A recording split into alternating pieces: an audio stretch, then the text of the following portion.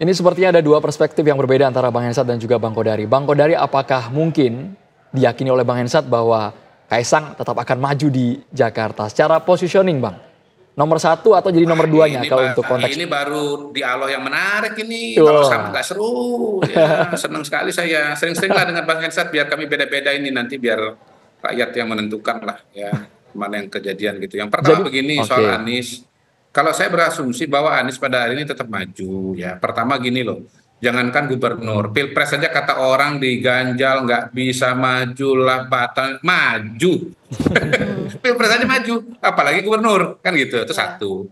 Yang kedua, oke pada hari ini baru PKS, tapi kan bukan mustahil PKS itu diam-diam udah punya kesepakatan dengan Nasdem. Jadi kenapa PKS misalnya yakin betul pasang menaruh Sohibul Iman sebagai wakil? Karena mungkin dia udah komunikasi dengan Nasdem bahwa Nasdem akan mencalonkan Anies gitu loh. Nasdemnya aja yang belum ngomong dan belum disuruh ngomong gitu. Mungkin juga atas rekomendasinya Bang Hensat, Nasdem diam aja jangan ngomong gitu loh. Supaya jangan kena ganjel, itu satu ya. PDI ya bukan mustahil maju juga, misalnya dengan PKB ya. Kita lihat bahwa Pak Ahok surveinya masih tinggi ya. Survei Bu Mega itu surveinya rendah aja dimajuin, apalagi surveinya tinggi. Dan saya melihat Bu Mega dengan Pak Ahok itu pada hari ini makin ke sini makin dekat. Terakhir kemarin acara sekolah partai yang satu mobil dengan Bu Mega itu cuma 2 orang, Mas Nanan dengan Ahok gitu ya. Ekstrimnya beginilah, Mas Nanan anak kandung, Ahok itu anak angkat secara politik gitu ya. Jadi menurut saya Ahok maju itu juga kemungkinannya sangat sangat besar gitu. Jadi asumsi-asumsi bahwa Anies nggak maju, Ahok nggak maju ya boleh-boleh aja. Setiap orang tuh punya hak, punya pendapat apa untuk berpendapat. Tapi kalau saya yang ditanya, mungkin saya beda dengan Mas Hensat. Mas Hensat mengatakan kemungkinan besar mereka nggak maju. Kalau saya, menurut saya, kalkulasi saya, kedua Mas Anies itu potensial maju. Mungkin potensinya persentasenya lebih besar dibandingkan dengan Pak Ahok. Nah, kalau mereka maju, tentu saja peluang Mas Kaisang itu lebih besar untuk di Jawa Tengah. Ya, sekali lagi sudah ada buktinya bahwa di Jawa Tengah itu Prabowo dan Gibran itu menang. Beberapa bulan sebelum coblosan itu nggak ada yang percaya bahwa Prabowo Gibran itu bisa menang di basisnya PDI Perjuangan. Ternyata kan bisa menang. Nah itu Bang Kodari. Dan saya yakin pengalaman bertarung di Pilpres 2024 itu sudah jadi modal yang sangat luar biasa bagi Mas Kaisang untuk memahami proses-proses yang terjadi. Bang Kodari. Ibaratnya selah-selahnya, seluk-beluknya, gorong-gorongnya, Mas Kaisang udah paham karena dia itu terlibat dalam proses pemenangan Prabowo Gibran kemarin. Begini, gitu. Buat saya gini loh, lebih hafal Mas Kaisang itu lebih hafal Jawa Tengah ketimbang Jakarta. Nah, itu. Bang Kodari, itu kan soal di Pilpresnya, tapi di pemilihan legislatif kan PDI Perjuangan tetap menangkan pileg di Jawa Tengah. Artinya peluang Kaisang bagaimana kalau di Jawa Tengah? Sementara Jawa Tengah ini basis atau kandang banteng. Gini, pilkada itu lebih mirip pilpres ketimbang pileg. Karena apa? Karena milih orang ya.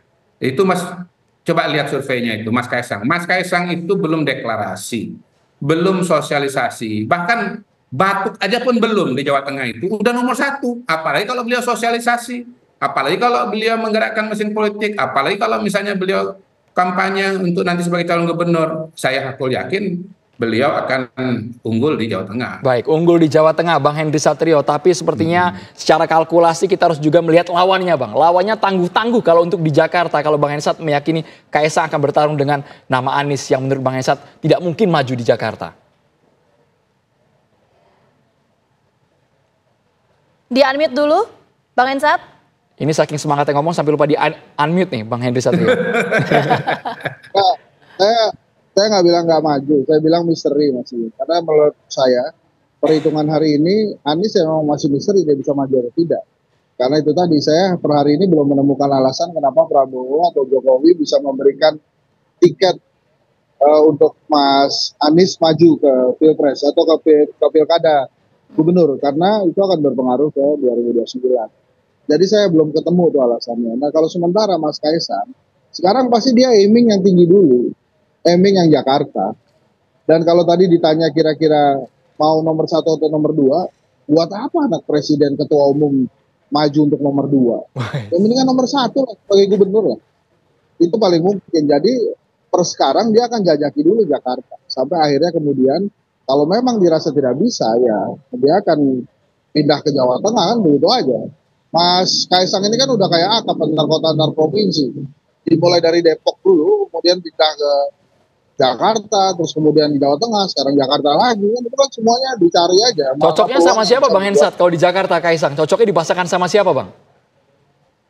Di Jakarta ya kalau dia nomor 1, yang paling cocoknya sama Heru PJ Jakarta itu loyalisnya Pak Jokowi. Kalau mau kita berandai-andai lebih seru lagi ya pasangannya Anies Kaisang. Sampai hari ini Mas Aniesnya masih nggak mau. Jadi kalau kita memilah-milah, ya memang kalau Jakarta nggak bisa dia akan ke Jawa Tengah. Tapi per hari ini dia akan aiming yang tinggi dulu. Dia akan coba dulu di Jakarta. Sampai kemudian ketahuan siapa lawannya, ternyata tidak bisa menurut survei misalnya, dia akan pindah ke Jawa Tengah gitu aja. Anak presiden kan boleh aja semuanya. Ya, Bang Hensat, tapi mungkin belum dijelaskan spesifik kenapa kemudian opsi pertama bukan maju di Pilkada Jawa Tengah. Itu kenapa? Ya di Jawa Tengah kan dia udah pasti tinggi. Buat apa kemudian dia jajaki di Jawa Tengah lagi sementara di sana ada bapaknya, Kapoldanya teman bapaknya, keluarganya banyak di sana. Yang perlu dijajaki kan di Jakarta. Yang secara kuantitas pileg kursinya lebih banyak. Makanya dia coba tuh gitu. Kan ini serunya adalah pada saat media juga terframing untuk melihat bagaimana safari Kaisang yang makin kencang di Jakarta. Tapi kan butuh kepastian menang Bang Hensat.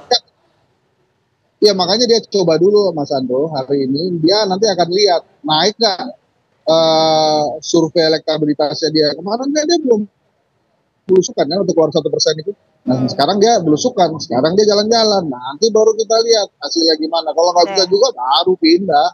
Jadi pertimbangannya Bang Hensat soal mesin partainya PSI, Bang Kodari, mesin partai PSI ini kalau di Jakarta kan 8 kursi, ketimbang di Jawa Tengah cuma 2 kursi.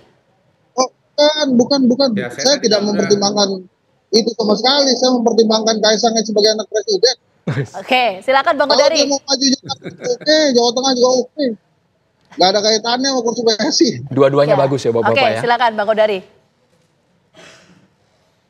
Iya, saya nggak usah jawab pertanyaan tadi ya, karena Bang Hensat juga udah nggak kesana gitu loh poinnya.